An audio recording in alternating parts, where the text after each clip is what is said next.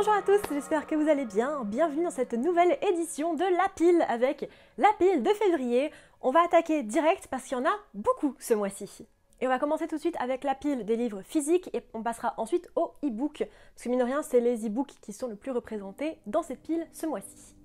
Et on commence direct avec le premier livre de la pile physique avec Hydrogen Sonata de Iain M. Banks, où le peuple d'Exilt, qui est un peuple historiquement, technologiquement très avancé et légèrement en marge de la culture, se prépare à se sublimer, c'est-à-dire à s'élever au-delà du monde physique, à passer plus ou moins dans leur espèce d'au-delà technologique. Mais une révélation sur leur histoire et leur plus ou moins religion va peut-être les en empêcher, va peut-être chambouler, on va dire, toute leur préparation pour se sublimer.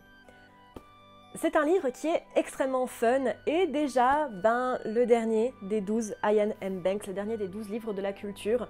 Et c'est une belle manière de le terminer parce qu'en fait ça fait vraiment un cercle complet parce que là du coup on parle de la sublimation, donc d'une fin en fait, donc c'est une belle manière de terminer la saga. J'ai beaucoup aimé le mélange entre thriller et science-fiction, space opéra et science-fiction et thriller.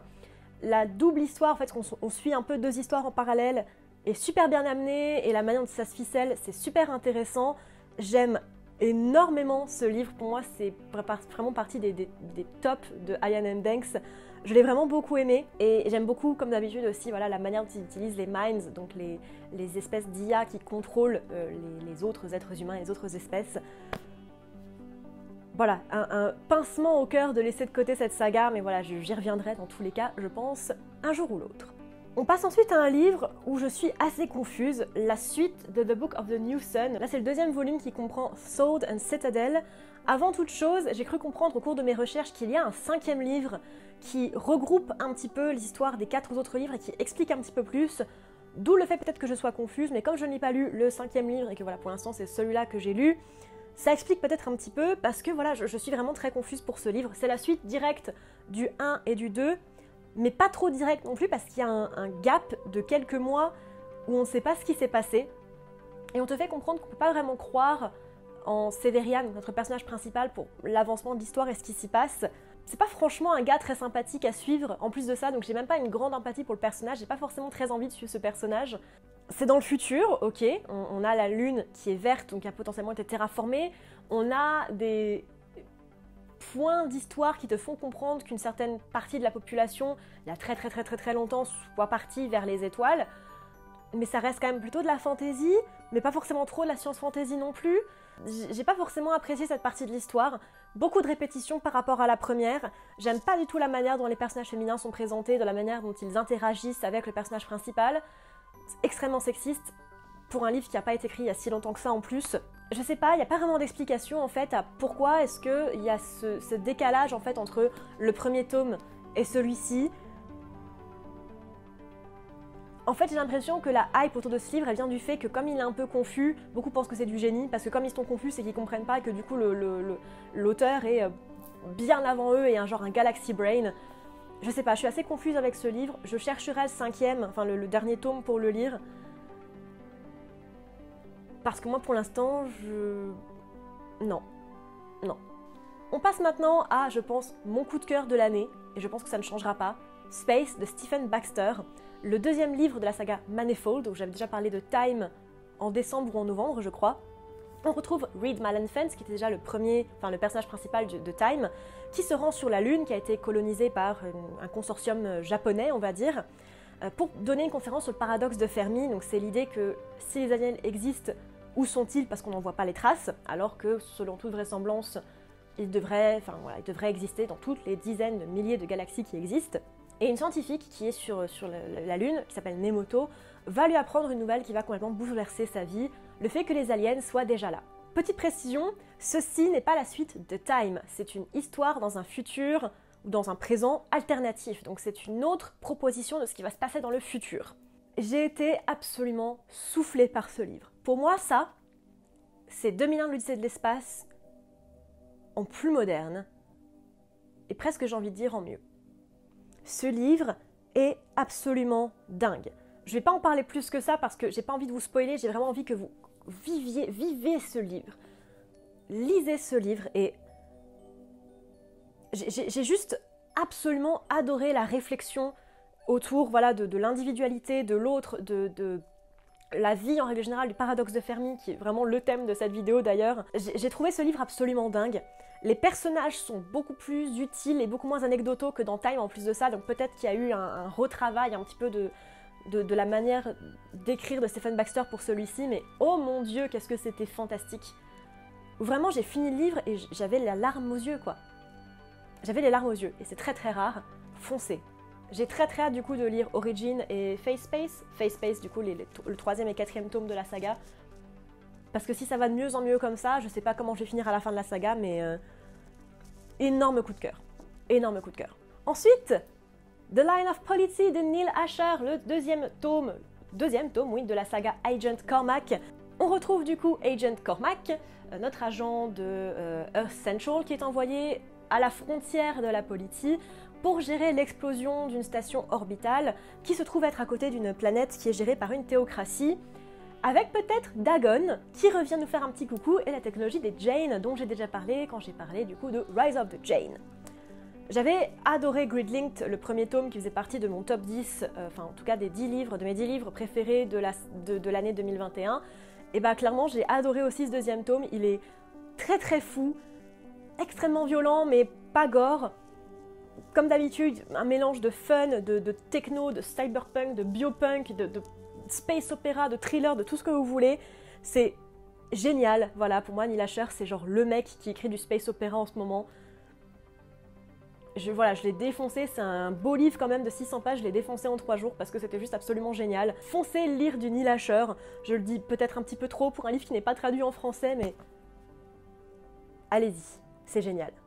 Passons ensuite à un livre qui a été une déception malheureusement, The Human Division de John Scalzi, où l'union coloniale et la Terre sont plus ou moins en plein divorce métaphorique, puisque après des années d'avoir gardé la Terre plus ou moins dans le flou de leurs opérations et de leurs avancées technologiques, le conclave a contacté la Terre, leur a expliqué tout ce qui se passait, et du coup c'est plus ou moins la fin de l'union coloniale et plus ou moins la fin de la balance politique entre la Terre et l'Union. Quand je vous dis ça comme ça a l'air absolument génial, ça a l'air hyper intéressant et franchement j'étais trop hype les 50 premières pages.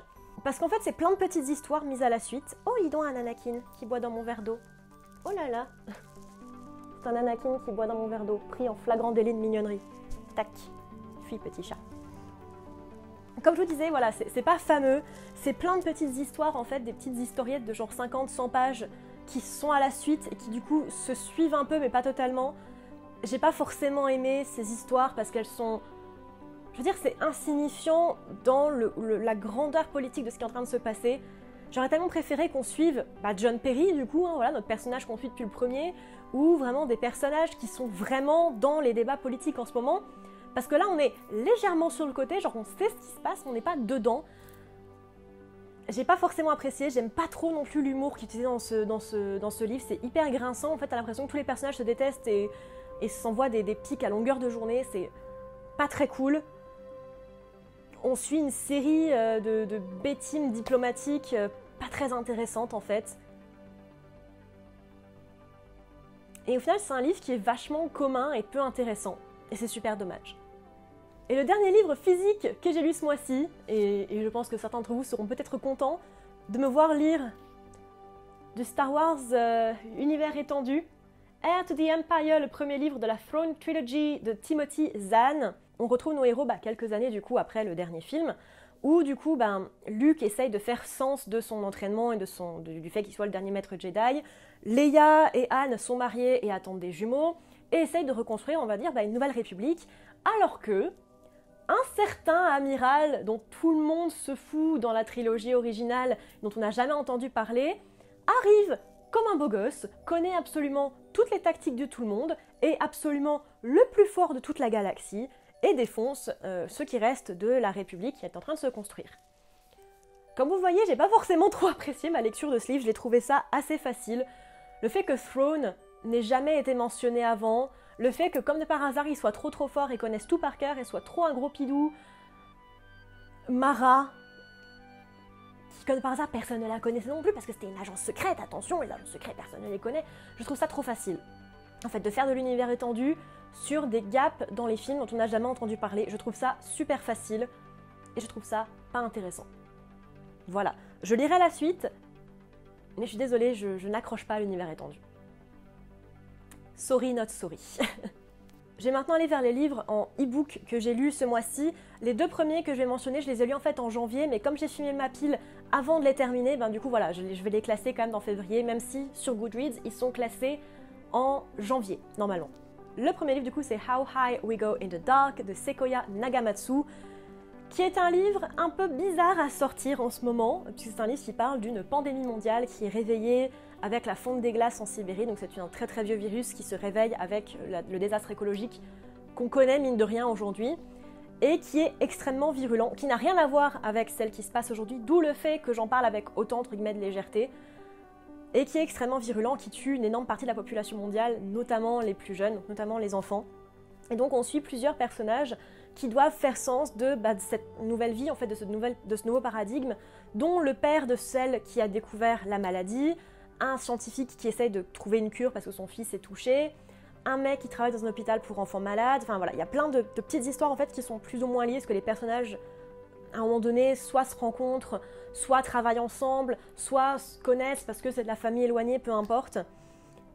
C'est un livre qui est compliqué à lire en ce moment pour beaucoup d'entre vous, donc si jamais vous avez été très touché par ce qui se passe en ce moment, je ne vous conseillerais pas forcément de le lire. J'avais trouvé en fait le fait de publier un livre pareil maintenant un petit peu limite. Ce qui m'empêche maintenant de le dire, c'est parce que voilà, la maladie n'a rien à voir en soi, les effets n'ont rien à voir et tout n'a rien à voir. On se retrouve avec un livre très triste, très déprimant et en même temps plein d'espoir et plein d'humanité. C'est un livre assez bizarre. Je sais pas, c'est un livre qui est très touchant, très doux. Il a été beaucoup de fois comparé à Cloud Atlas pour les liens entre les personnages. Alors, je vais pas forcément voir le lien moi personnellement, mais je peux comprendre pourquoi.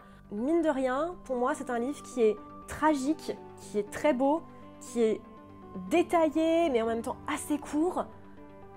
Un très beau livre. Allez, on va passer à quelque chose d'un petit peu plus léger avec Light Years from Home de Mike Chen. 15 ans avant les débuts du livre, Jacob et son père disparaissent lors d'une sortie en famille au lac. Evie, Cassie, qui sont des sœurs, et leur mère font tout pour les retrouver. Ils retrouvent le père quelques jours plus tard, qui est persuadé de s'être fait enlever par des aliens, et Jacob serait resté avec des aliens. Et puis un jour, du coup, 15 ans plus tard, Jacob réapparaît. Bon, je vais pas vous mentir, j'ai eu un peu peur du côté drama familial du livre, qui existe, mine de rien, mais c'est un livre assez intéressant pour le mélange entre science-fiction, thriller et drama familial, parce qu'il y a vraiment les 3 qui sont mélangés ensemble. C'est de la science-fiction très douce quand même, c'est très soft, il n'y a pas de grand thème de science-fiction, mais c'est un livre qui est extrêmement bien foutu, que j'ai trouvé assez drôle en fait, assez crédible, plutôt bien foutu. J'ai pas forcément aimé trop la relation entre Evie et Cassie, mais n'ayant pas de frères et sœurs, je sais pas vraiment ce que c'est. Enfin voilà, je vais pas dire si c'est vrai ou pas, parce que je sais pas comment les gens gèrent leur relation frères et sœurs, je sais pas si c'est vrai ou pas, mais j'ai vraiment beaucoup aimé cette histoire. Les personnages sont touchants, ils sont mignons, surtout la mère, j'ai adoré le personnage de la mère. J'ai vraiment accroché à l'histoire, donc pour moi c'est un grand oui. On passe ensuite à, enfin, Nine Fox Gambit de Yoon-ha Lee, où on suit Cheris, qui fait partie du corps armé des Kell, qui est la branche armée de l'Exarchate, je sais pas comment on le dit en français, qui doit prouver sa valeur après un échec sur le front lors d'une bataille. Elle est envoyée pour gérer des hérétiques, en ayant en elle le fantôme, on va dire, d'un mec qui est complètement taré, qui a tué une grande partie de sa force armée à lui, mais qui est un stratège de renom et un stratège de génie. C'est un livre qui est extrêmement difficile à aborder parce qu'il fait partie de ces livres très modernes où rien n'est expliqué, où on te balance avec 1 million de vocabulaires différents, avec voilà, lesquels, les différentes factions. Tu comprends pas trop ce qui se passe jusqu'à genre la moitié du bouquin où ça commence à faire un petit peu sens. Mais est-ce que ça fait sens parce que c'est expliqué ou est-ce que ça fait sens parce que tu t'es habitué? C'est à vous de voir. Il y a plein de choses qui font pas sens. C'est un livre difficile à appréhender quand on ne connaît pas la SF ou qu'on ne connaît pas la SF militaire plus que tout. Mais c'est un livre qui est quand même intéressant et j'ai hâte de lire la suite. Mais alors si vous n'êtes pas habitué à la SF, si vous n'êtes pas habitué à la SF militaire, c'est pas pour vous. Voilà, j'ai l'impression qu'il faut vraiment connaître en fait le genre pour apprécier ce livre parce qu'il est difficile à appréhender. Mais en soi, il y a plein d'idées intéressantes, donc à vos risques et périls. Alors là, s'il y a un livre que je ne vous conseille pas ce mois-ci, c'est bien celui-ci, This Weightless World de Adam Soto, ou Comment tromper son public en déclarant être un livre sur le contact extraterrestre et le paradoxe de Fermi, quand en fait c'est une excuse pour un long et douloureux discours politique qui n'a rien à voir avec le schmilblick. Vous êtes prévenus. Alors je suis désolée, j'ai pas du tout accroché pour moi la fiction littéraire, la literary fiction, où on te sert de personnages pantins qui n'ont rien de crédible et rien d'humain pour te balancer un discours social, politique et économique.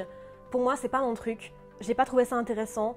La moindre ligne de dialogue est utilisée pour...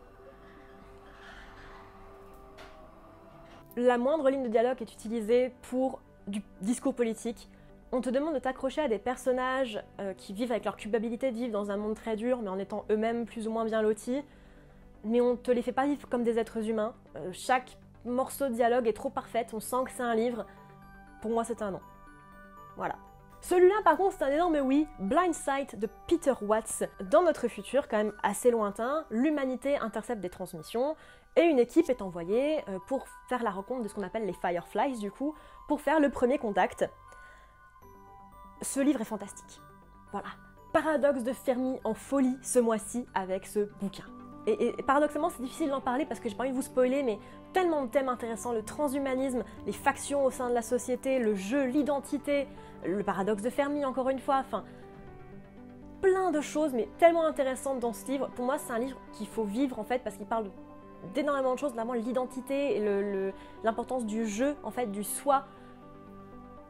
Absolument dingue. Lisez Blindside de Peter Watts. Il y a plusieurs abonnés qui m'avaient dit de lire de Peter Watts. Eh ben, ils avaient raison. Merci à vous de me l'avoir dit parce que... fantastique. Génial. Magnifique. Passons maintenant à Dead Silence de S.A. Barnes, où nous suivons Claire Kovalik, qui est une capitaine de vaisseau de fret bientôt sans emploi, qui tombe sur un très vieux vaisseau de croisière qui a disparu il y a plus de 20 ans, et elle et son équipage décident d'aller investiguer, et ils tombent sur des horreurs. Voilà. On va commencer par le plus simple. Ce livre, c'est plus ou moins un croisement entre Event Horizon et Alien sur énormément de points. Ou Shining si vous voulez, de toute façon Event Horizon est inspiré de Shining, donc voilà. Autant dans ses thèmes que dans ses proto-explications, on va dire. On est sur du Alien avec la compagnie voilà, qui est très greedy, qui veut juste de l'argent et sauver sa peau. Et puis sur Event Horizon pour les scènes, on va dire, horrifiques, même si elles sont pas du tout gore et qu'elles peuvent être lues, je pense, par la plupart, sauf si vous êtes vraiment extrêmement sensible, mais ça devrait aller. On a en plus un personnage principal qui est complètement tapé du bulbe à la base, donc on sait pas vraiment si c'est l'effet du vaisseau, si c'est juste elle, donc il y a cette espèce de double dichotomie, on va dire, qui est intéressante. Chose intéressante aussi, en fait, on sait depuis le début que seule elle a survécu. Voilà, donc on suit en fait le début de l'histoire, et puis ça passe ensuite à Now, où on voit le présent, c'est elle en fait qui essaie d'expliquer, de comprendre, enfin les gens essaient de comprendre pourquoi il n'y a qu'elle qui a survécu. Donc il y a ce truc-là en plus qui est intéressant, j'ai bien aimé le livre. Oui, il y a des facilités parfois, notamment sur les histoires d'amour qui est un petit peu, voilà, cuculapraline, on s'en fout un peu. Mais en soi, j'ai trouvé le bouquin assez intéressant, j'ai bien aimé le principe. C'est pas hyper original, ça casse pas trois pattes à un connard, mais c'était sympa à lire et ça changeait un petit peu. On passe maintenant au tout premier livre de Ken MacLeod que je lis assez étonnamment parce que ce mec a l'air d'être hyper connu et je le connaissais pas et j'ai bien envie de lire la suite de ses travaux maintenant, avec Beyond the Hallowed Sky, où en 2070, le monde en fait est divisé en 3 partis politiques extrêmement séparés, du coup un peu comme une espèce de proto-guerre froide on va dire.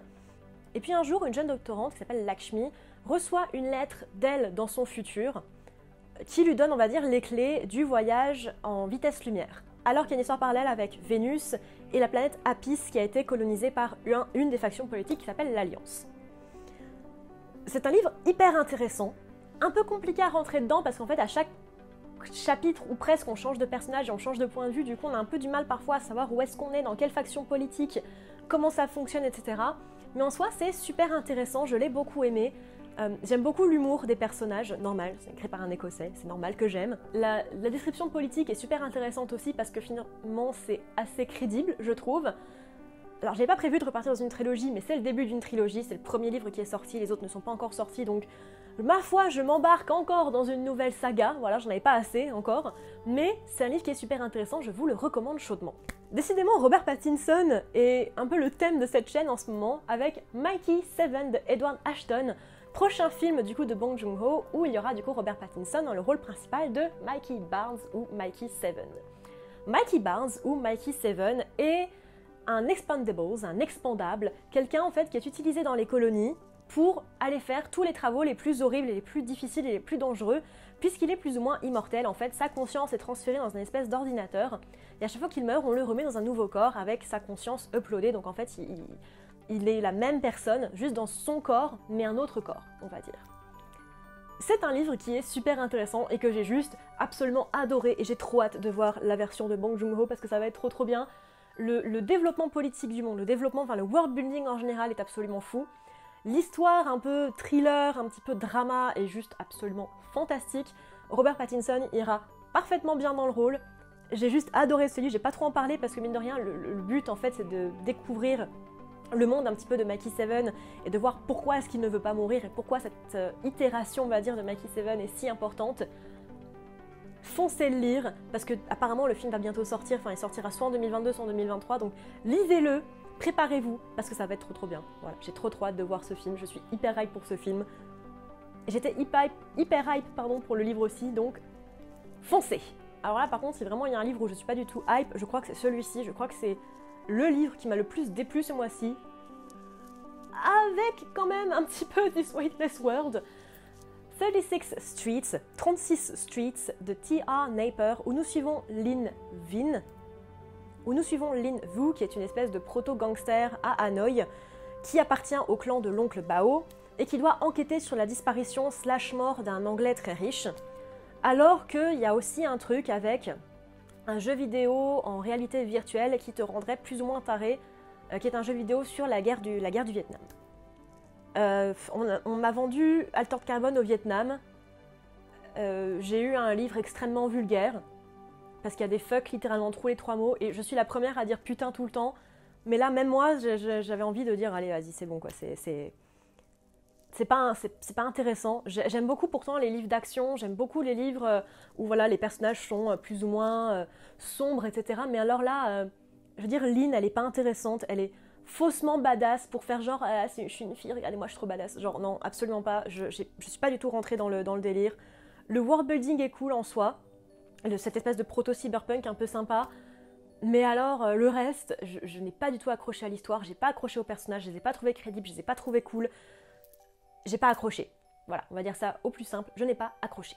Dans The Paradox Hotel de Rob Hart, nous suivons January Cole qui travaille à la sécurité du coup d'un hôtel bien particulier, le Paradox Hotel, qui permet de visiter le passé pour les gens extrêmement riches, parce que bien sûr ça coûte bonbon, hein, ça coûte des sous de visiter le passé, mais un jour le temps commence à plus ou moins perdre les pédales, voilà, les horloges ne sont pas alignées ou reculent ou avancent, et January voit un meurtre qui n'est pas encore arrivé. Et qu'est-ce que c'est que cette histoire? J'ai passé les plus quarts du mon temps à détester le personnage principal parce que j'aime pas, comme pour le livre précédent, les nanas qui sont des connasses pour être des connasses, pour absolument aucune raison, je trouve pas ça intéressant. Mais à part ça, voilà, les paradoxes temporels c'est compliqué à gérer, il y a plein d'auteurs qui ont essayé, qui se sont cassés les dents. Rob Hart l'a fait à la perfection, c'était hyper intéressant, la manière dont il décrit l'écoulement du temps, le mix entre passé, futur, présent, très intéressant, très bien foutu, très bien ficelé, le côté thriller avec un meurtre qui n'est pas encore arrivé, j'ai trouvé ça absolument génial. J'ai beaucoup aimé les autres personnages autres que January Cole, notamment Aline qui était un personnage génial et hyper flou et two-faced, hein, vraiment super bien. Franchement, une très bonne surprise, très bonne surprise. Et on passe au dernier livre que j'ai lu ce mois-ci, que j'ai terminé avant-hier au moment où je tourne cette vidéo, Who Goes There, qui est en fait le livre sur lequel s'est basé The Thing de John Carpenter, parce que je voulais écrire un versus, et je me suis dit, attends, je crois que j'ai pas lu le bouquin, effectivement je ne l'avais pas lu, c'est un livre qui a vieilli, qui souffre de ça en fait, qui souffre de ce côté un petit peu à l'ancienne, avec des personnages qui sont pas du tout décrits, auxquels on s'attache pas vraiment parce qu'ils sont tous un peu interchangeables. L'histoire reste globalement assez proche de The Thing, donc si jamais vous avez vu The Thing, vous allez vraiment retrouver beaucoup de choses, notamment la scène du test sanguin qui est extrêmement bien faite dans le livre. À part ça, j'ai trouvé le livre quand même pas très intéressant, peut-être parce que du coup j'ai vu le film et que je savais un peu ce qui allait se passer, même si la fin du livre et la fin du film sont très différentes. Je sais pas, j'ai pas trouvé vraiment ce livre très intéressant. En fait, le problème, en fait, c'est que c'est... Vous connaissez Show Don't Tell, et bien ce film il ne fait que tel, en fait, il ne fait que d'expliquer. Il y a parfois des dialogues, il y a parfois des mecs qui parlent pendant 2 pages non-stop, parce qu'en fait, ils expliquent ce qui se passe à d'autres personnages, au lieu de te montrer ce qui se passe. Donc, c'est un parti pris que je ne soutiens pas, personnellement, et que j'ai pas forcément apprécié. C'est pas un livre que je recommande nécessairement. Alors si vous avez aimé The Thing et vous voulez voir le livre duquel c'est tiré, foncez, ça peut être sympa, et encore une fois, la scène du test sanguin est vraiment cool. En plus, c'est un livre qui est assez court, c'est une nouvelle. À part ça, bon, c'est clairement pas le livre du siècle, quoi. Voilà. Et ben voilà, c'était toutes mes lectures du mois de février, il y en avait quand même beaucoup. C'était vraiment le mois du paradoxe de Fermi, parce que voilà, même The Thing, ça peut rentrer un petit peu dedans aussi sur l'intelligence extraterrestre, on va dire. Un mois, en règle générale, assez cool, surtout pour ça. Vraiment, si vous pouvez vous le procurer, mais je ne peux pas vous le dire assez, foncez lire ce livre et foncez lire Blind Sight aussi. Moi, je vous retrouve la semaine prochaine sur cette chaîne, comme tous les dimanches à 13h, et dans tous les cas, à bientôt dans l'univers.